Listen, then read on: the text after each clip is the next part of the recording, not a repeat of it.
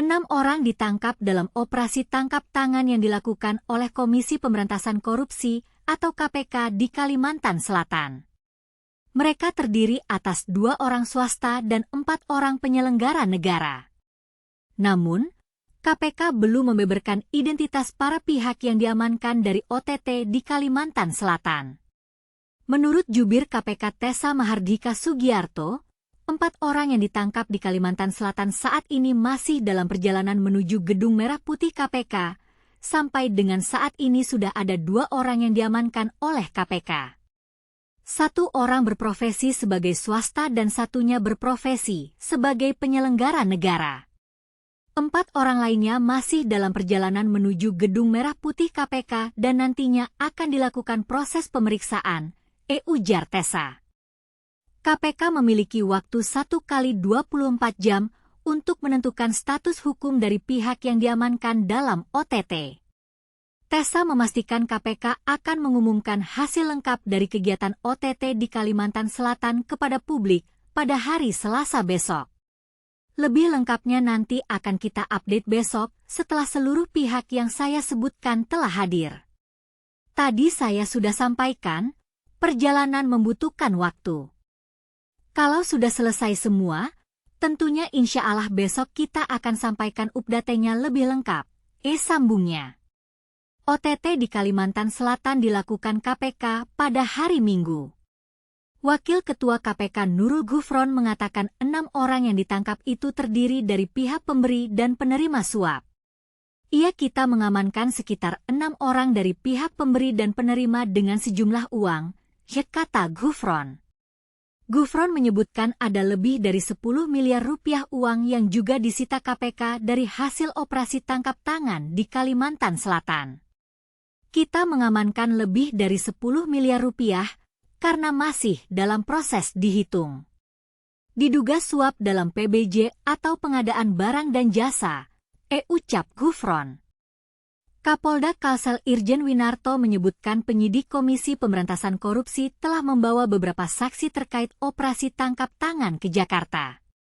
Yang kami tahu ada beberapa yang memang diperiksa dan ada beberapa orang yang dibawa ke Jakarta, kata Winarto di Banjarmasin. Winarto menanggapi OTT KPK terhadap penyelenggara negara di lingkungan Pemprov Kalsel. Namun, Winarto mengatakan pihaknya tidak mengetahui secara pasti status saksi yang dibawa sudah ditetapkan sebagai tersangka atau belum dalam OTT pada hari Minggu malam itu.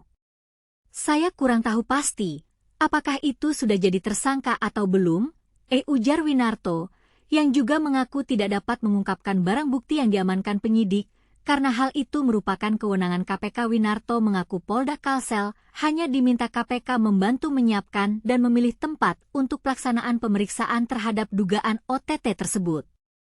Menurut Winarto, lokasi pemeriksaan terkait kasus OTT tergantung permintaan dari penyidik KPK yang dianggap aman di wilayah Kalsel. Sebelumnya, tim penyidik KPK melakukan OTT terhadap penyelenggara negara di lingkungan Pemprov Kalsel pada hari Minggu malam. Informasi kegiatan penyidik KPK tersebut pun dibenarkan Wakil Ketua KPK Nurul Gufron.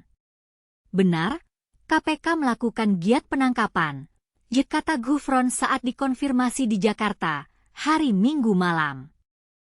Pihak Polres Banjarbaru jajaran Polda Kalimantan Selatan membenarkan penyidik KPK menggunakan ruangan untuk pemeriksaan. Ada ruangan Polres Banjarbaru yang dipakai KPK untuk keperluan pemeriksaan, kata Kasat Reskrim Polres Banjarbaru AKP Haris Wicaksono kepada pewarta di Markas Polres Banjarbaru, hari Senin dini hari. Haris tidak menjelaskan secara rinci keperluan pemeriksaan yang dilakukan penyidik KPK tersebut. Berdasarkan pantauan, 2 mobil kendaraan dinas Pemprov Kalsel berada di Polres Banjarbaru usai Komisi Pemberantasan Korupsi yang diduga melakukan operasi tangkap tangan. 2 kendaraan tersebut berwarna hitam dengan plat nomor merah DAS 1152P dan plat nomor putih DAS 1371PG jenis Mitsubishi Expander Cross. KPK melakukan operasi tangkap tangan di Kalimantan Selatan terkait dengan dugaan korupsi pengadaan barang dan jasa. Perkara PBJ, Kata Wakil Ketua KPK Alexander Marwata saat dimintai konfirmasi hari Senin. OTT di Kalsel ini dilakukan pada hari Minggu.